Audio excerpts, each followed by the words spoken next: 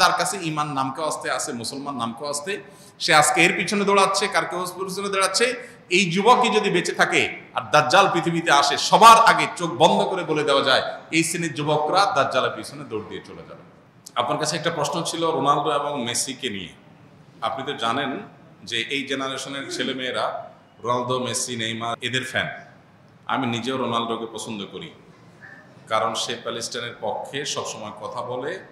Even সে তার অ্যাওয়ার্ডও বিক্রি করে সেই টাকা ফিলিস্তিনে দান করেছে। আবার ফিলিস্তিনি শিশুদের জন্য তার অনেকগুলো সংস্থাও আছে। সে মাঝে মাঝেই সালাম দেয়, আবার মাঠে সেজদাও দেয়, মদিনাতেও গিয়েছে। কিন্তু মেসি তো ইসরায়েলের প্রধানমন্ত্রীর সাথে তাদের ধর্মীয় রীতি মানিয়েছে। কিন্তু আর যাই হোক, তারা দুজনেই খ্রিস্টান। এখন আপনার কাছে শুনতে চাই যে তাদের সাপোর্ট করা কি ঠিক? আমি রোনালদো এইসব কাজের জন্য তাকে পছন্দ করি, কিন্তু আপনি এ সম্পর্কে কী বলেন? দেখুন, প্রশ্নটা হাসি উদ্রেক করলেও প্রশ্নটা খুবই প্রাসঙ্গিক এবং আমাদের সমাজ বাস্তবতার সাথে সামঞ্জস্যপূর্ণ। প্রথম কথা হলো যে ইমানদার খেলাধুলা কেন্দ্রিক যে উন্মাদনা আছে, এগুলো ইমানদার কখনো নিজের গায়ে মাখাতে পারে না, বা এগুলোর মধ্যে ইমানদার জড়াতে পারে না। এটা তার ইমানের সাথে যায় না। পৃথিবীর যে খেল তামাশার বিশাল আয়োজন, আমোদ ফুর্তির যে মহা আয়োজন, এটা মূলত যারা আখিরাতে বিশ্বাস করে না তাদের জন্য, যেহেতু দুনিয়াতেই তাদের সব কিছু, অতএব তারা যা খুশি এখানে করে যাবে। ইমানদার আনন্দ করবে, ফুর্তি করবে, কিন্তু শরিয়ার সীমানার মধ্যে থেকে। জীবনটাকে পুরো খেল তামাশায় পরিপূর্ণ করা, এটা কোনো ইমানদারের সাথে যায় না। যে ইমানদার জানে, বিশ্বাস করে, তার আকীদা, তার ঈমান আছে যে সে আল্লাহর সামনে দাঁড়াবে, অনন্তকালের জীবনের হিসাব দিতে হবে, সে আনন্দ ফুর্তি করাটাকেই জীবনের মূল লক্ষ্যে পরিণত করতে পারে না। আজকের পৃথিবীতে এই সমস্ত খেলার যে বড় বড় আয়োজনগুলো আছে, এই আয়োজনগুলো ভোগবাদী পৃথিবীতে, আখিরাত বিমুখ পৃথিবীতে মানুষকে মজা দেওয়ার জন্য, এন্টারটেইনমেন্ট করার জন্য করছে। এর পেছনে মানুষকে ঈমান থেকে বিচ্যুত করা, দিন বিমুখ করা, এই লক্ষ্য উদ্দেশ্য যেমন আছে, আবার এর পেছনে রয়েছে, আমাদের সবার জানা আছে যে এর পিছনে বিলিয়ন বিলিয়ন ডলারের বিজনেসের স্বার্থ জড়িয়ে আছে। যেটাকে আমরা খেলা মনে করছি, এটা আসলে খেলা না, এটা আসল খেলা। অতএব সেই খেলার গুটি হচ্ছে আমি। খেলোয়াড় খেলছে, হারলেও টাকা পাচ্ছে, জিতলেও টাকা পাচ্ছে। আয়োজন যারা করছে, বিলিয়ন বিলিয়ন ডলার তারা বিজনেস করছে, বিহাইন্ডে যারা থাকছে সবাই লাভ থাকছে।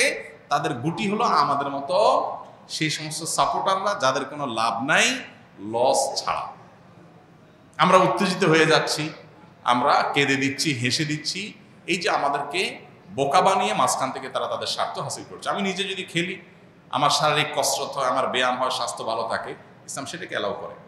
কিন্তু এই জাতীয় অহেতুক কাজে জড়াটাকে ইসলাম অ্যালাউ করে না। নবী সাল্লাল্লাহু আলাইহি ওয়াসাল্লাম বলেছেন, মিন হুসনি ইসলামিল মারই তারকুহু মা লা ইয়ানি। একজন মুসলমানের ইসলামটা সুন্দর হয়, আল্লাহর কাছে গ্রহণযোগ্য হয়, অ্যাকসেপ্টেবল হয়, কোয়ালিটিফুল ইসলাম হয় তখন যখন সে অহেতুক অনর্থক কাজ থেকে বেঁচে থাকে।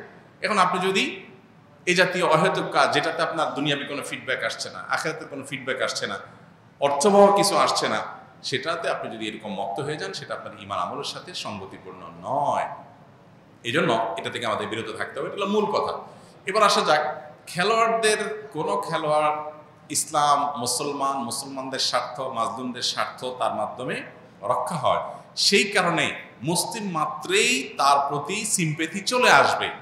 এটা খুব স্বাভাবিক একটা বিষয় যে একজন মানুষ অমুসলিম হওয়ার পরও তিনি আমাদের স্বার্থ সংশ্লিষ্ট বিষয়গুলোতে আমাদের পক্ষাবলম্বন করছেন। এটার কারণে তার প্রতি একটা দুর্বলতা চলে আসাটা একটা স্বাভাবিক ব্যাপার, এটুকু পর্যন্ত দোষণীয় না।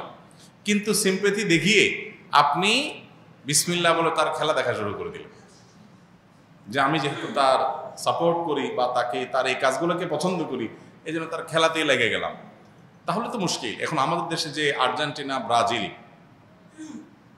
বিএনপি, আওয়ামী লীগের মতো মুখোমুখি অবস্থান আমাদের দেশে দীর্ঘদিন পর্যন্ত যে চলে আসছে, ওই জায়গা থেকে রাজনৈতিক বিরোধের মতো এই খেলার ক্ষেত্রেও মানে কাজ না থাকলে যা হয়, এত বেকার মানুষ এদেশে, সুবহানাল্লাহ।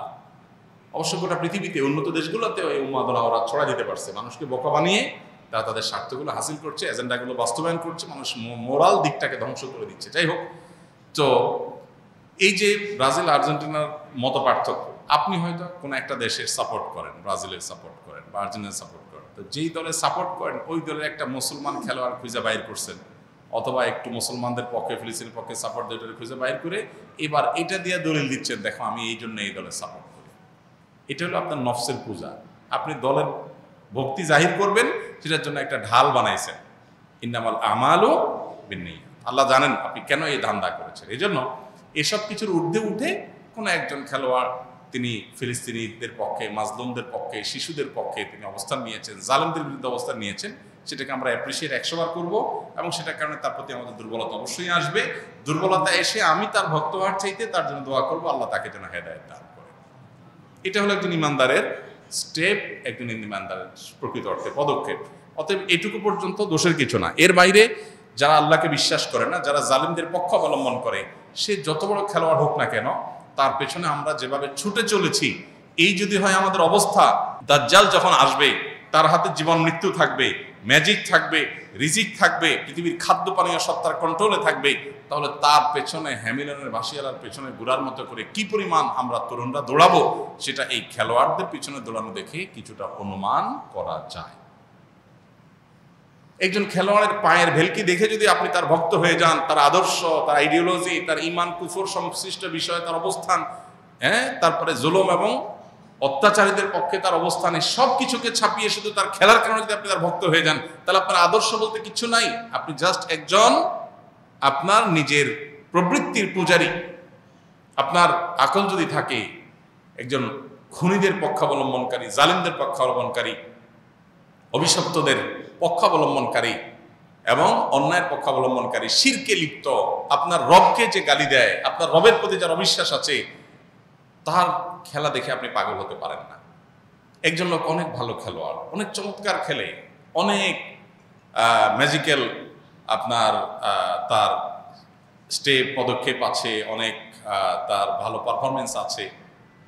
এই লোকটা আপনার মাকে যদি কটু কথা বলে এবং বলে যে আপনার জন্মে ঠিক নাই, আপনার বাবা এই লোক না, আপনার মার চরিত্র খারাপ, অন্য কারোর কাছ থেকে এই সন্তান তিনি জন্ম দিয়ে এনেছেন, এই কথা যদি আপনার মা সম্পর্কে কেউ বলে, আপনার মায়ের ব্যাপারে যদি কারো বিশ্বাস থাকে এরকম আপত্তিকর, সে যত বড় খেলোয়াড় হোক, আপনি যদি কুলাঙ্গার সন্তান না হয়ে থাকেন, তাহলে আপনি তার ভক্ত হতে পারেন না। আপনি যে রবের প্রতি ঈমান এনেছেন, সে রবের অস্তিত্ব, রবকে যে স্বীকৃতি দেয় না, বরং সে রব সম্পর্কে যে কটু কথা, কটু বিশ্বাস, ভুল বিশ্বাস, ভ্রান্ত বিশ্বাস রাখে, সে যত বড় খেলোয়াড় হোক, আমার আদর্শ তাকে আমার ভক্ত হতে দেয় না, বাধা দেয়। এটা আদর্শের ব্যাপার। আর যার কাছে ঈমান নামকে আসতে আছে, মুসলমান নামকে আসতে, সে আজকে এর পিছনে দৌড়াচ্ছে, কার কেউ পিছনে দৌড়াচ্ছে। এই যুবকই যদি বেঁচে থাকে আর দাজ্জাল পৃথিবীতে আসে, সবার আগে চোখ বন্ধ করে বলে দেওয়া যায় এই শ্রেণীর যুবকরা দাজ্জালের পিছনে দৌড় দিয়ে চলে যাবে। দাজ্জাল হাতে আরো বেশি ম্যাজিক থাকবে, আরো ভক্ত হওয়ার, ফান হওয়ার মতো বহু আইটেম থাকবে। আমাদের অনেক তরুণরা কোরিয়ার আপনার কি বিটিএস, এই তরুণদের ফান হয়ে যাচ্ছে, অনেক ছেলেরা মেয়েরা। এর কারণ হলো তাদের মধ্যে ঈমানের চেতনা নেই, আদর্শ নেই। তারা আদর্শ তাকে এই সমস্ত অন্যায় থেকে বিরত রাখবার কথা। আল্লাহ আমাদেরকে বোঝার তৌফিক দান করুন।